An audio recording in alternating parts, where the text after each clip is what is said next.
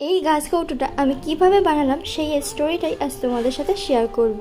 প্রথম কাজ যেটা আমার ছিল এই প্লেন গাছ কৌটো, যেটা একদমই মার্কেটে অ্যাভেলেবেল পাওয়া যায় না, অনেক খুঁজে খুঁজে আমি পেয়েছিলাম। সেকেন্ড স্টেপে আমি ক্লে দিয়ে খুব সুন্দরভাবে গাছ কৌটোর উপরে ডিজাইনগুলো করলাম।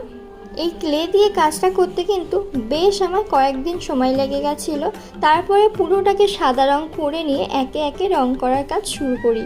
যেহেতু এটা খুব ধরে ধরে কাজটা করতে হতো, তাই আমি স্টেপ বাই স্টেপ ভিডিও করতে পারিনি। যেহেতু আমি প্রথমবার এমনটা বানালাম, তো কেমন হবে না হবে এই কারণেই আমি মেনলি অতটাও ভিডিও করিনি।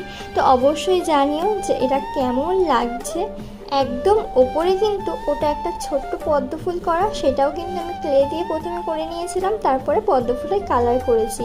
তো প্রত্যেকটা জিনিসই খুব ধরে ধরে করা। তো অনেক দিন ধরেই শখ ছিল এমন একটা গাছ কৌটো বানাবো নিজের জন্য, অবশেষে বানিয়ে ফেললাম।